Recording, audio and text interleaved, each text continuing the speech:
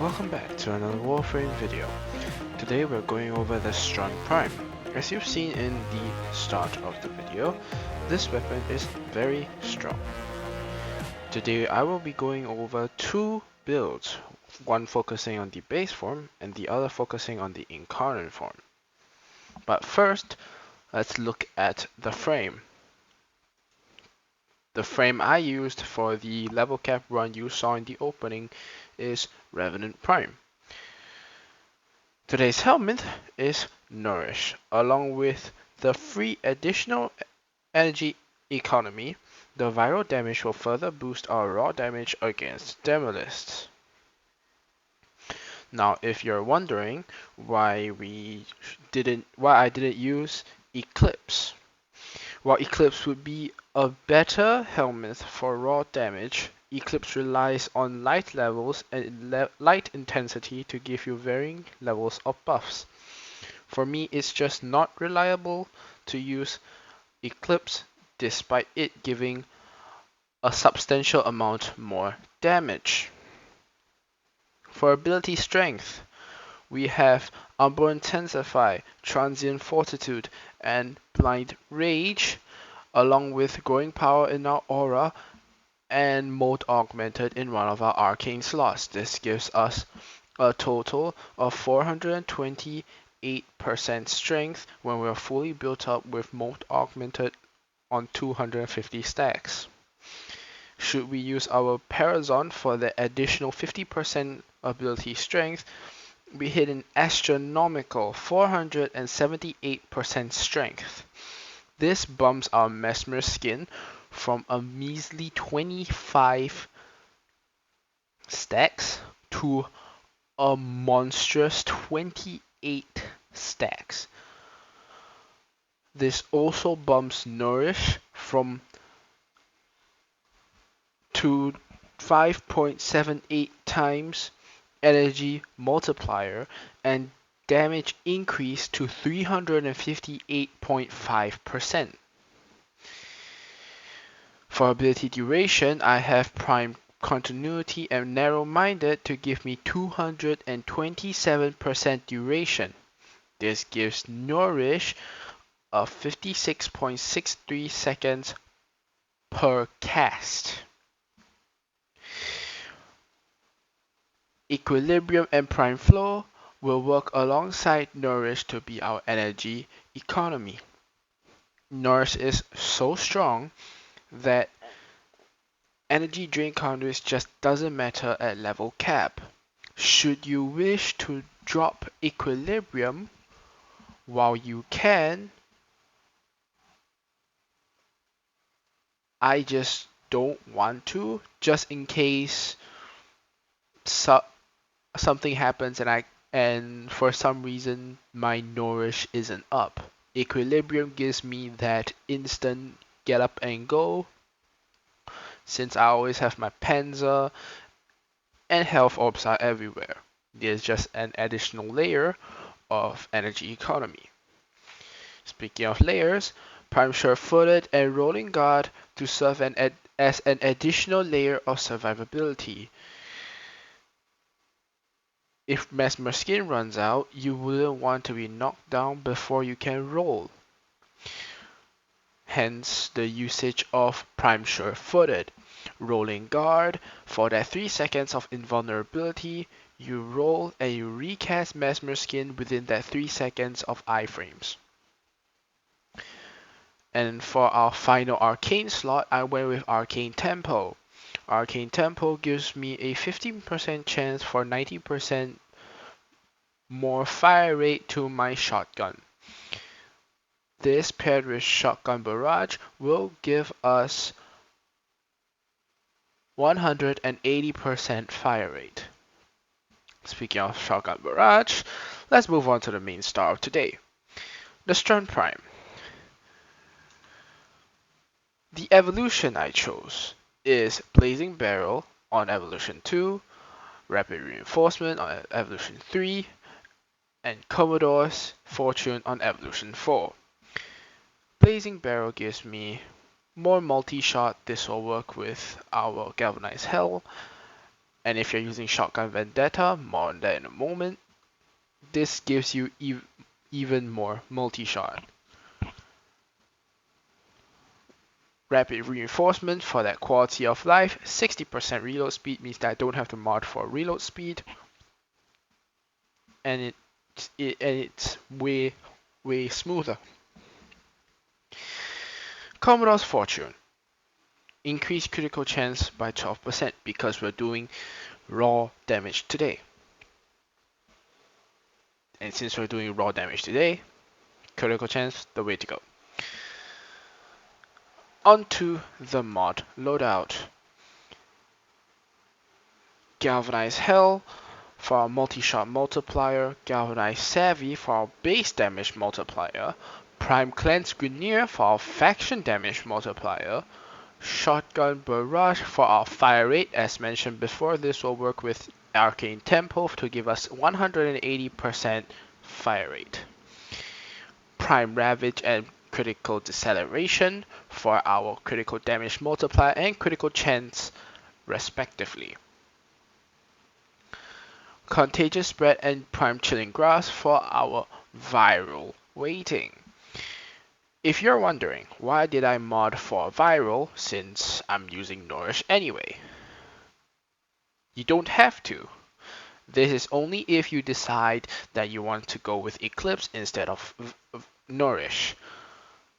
However, if you are using Nourish, a good alternative would be Vigilante Armaments and Incendiary Coat, because heat does have a 25% effective damage against clone flesh, and since you're always stripping your Grineers, they'll always be on clone flesh. This just gives us more damage. Vigilante Armaments gives us more multi-shot, working alongside Galvanized Hell, and if you are using Shotgun Vendetta, that too.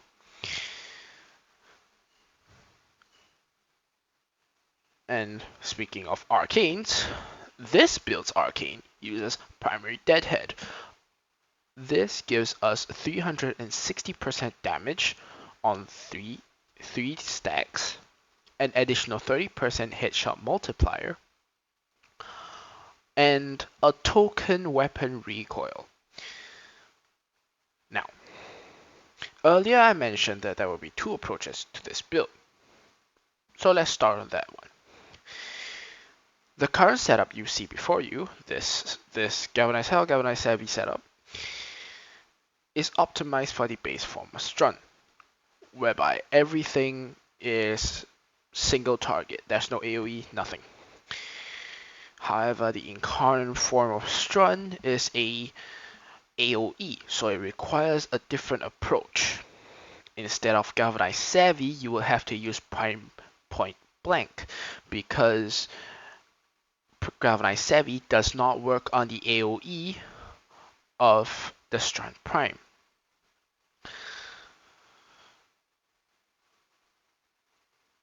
Galvanized Savvy only applies on the initial impact of the Strun Prime. So this will give us only the initial impact damage. However, Prime Point Blank applies on both the AoE and the impact. So this gives us 2 damage instances that it can apply on. Now, as for Shotgun Vendetta, it would be the arcane we'll be using instead of Primary Deadhead. Like I mentioned before, Shotgun Vendetta is all about multi-shot. Why Shotgun Vendetta instead of Primary Deadhead? Now, you can say that Primary Deadhead works. You still get the headshot multiplier, you still get the additional base damage. However, here's the thing. Because it's AoE, it's only getting a 1 times headshot multiplier. Basically the same effect as if you're shooting their body. So there's no additional boost there. So that additional 30% chance, 30% headshot multiplier is only additional, and the total you're getting is a 1.3 times headshot multiplier. Compared to Shotgun Vendetta, which when active alongside a fully stacked galvanized hell gives us a 5.1 multi-shot. So 5 shots per trigger pool and a 10% chance for an additional 1. Now if you're using Vigilante Armament, this goes from 5.1 to 5.7. So 5 shots with a 70% chance for an additional 1. Now this is just some back of the napkin math. This is not something that I can attest to. So take the incoming math with a pinch of salt. This results in a 142% damage increase per trigger pull as compared to the 30% increase on headshot multiplier. So obviously, Shotgun Vendetta, a lot stronger in our case. Now, we move on to the primer, and note that yes, you will be priming. This is the typical heat viral build.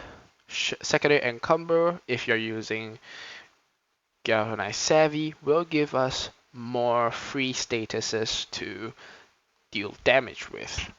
If you're using the alternate variant, the one that is focused for the incarnate form, so basically the one with point blank, you can choose to use any other arcane. As long as you have viral here, it doesn't matter. You need that 3.25 times damage to health to one-shot Demolists. Do remember to strip your Demolists. This is, so like I said, very generic build, and if you're using the shotgun form, reflex draw is very helpful because you get a free minus 40% spread. That just makes it such that your shot groupings are tighter. Now for what I use against Acolytes, the Glaive Prime. This, along with Nourish, along with a stripped Acolyte, and an Acolyte that is under the effects of Enthrall,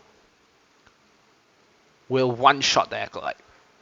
Just throw, detonate right next to their faces, and they now meet their maker. They no longer exist. Simple generic build, nothing that is too groundbreaking. Now for Unairu. Why did I go with Unairu? Because Unairu gives me Caustic Strike. Caustic Strike lets me permanently strip 100% of enemy armor.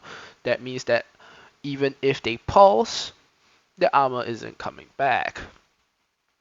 So Caustic Strike, very good to have, especially since we're going against Grineer.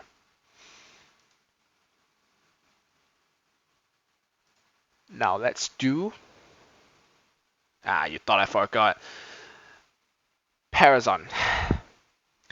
Power drain for the aforementioned 50% ability strength. Blood for energy and blood for life is just here in case for some reason my Nourish is down. Just stab an Exibus unit. Free energy. It's just free energy. Once they die, they just drop health orbs. This will work with equilibrium to give you 55 energy and blood for energy. If it procs on that 50% chance and you have nourish on, this suddenly gives you a lot more than 25 energy. So yeah, now we can do a test run. Lockdown, strip, prime, and lockdown, prime, and one shot. It's pretty simple. In lower levels, nourish on or off really doesn't matter. In higher levels, without nourish, it's probably a 1 and a quarter shots, basically 2 shots. But yeah, you won't need 2 whole shots. It's just that strong. But if you're really looking for the full onslaught of damage, then yeah, uh, turn on nourish, make sure you prime, and they're dead. Just one shot. Finish it. If you enjoyed this video, do share and subscribe. I do Warframe level cap guides. And if you have a weapon you want to see me cap with, do leave that in the description. With that, I hope you enjoyed the video. Have a good day, and bye bye. See you in the next video.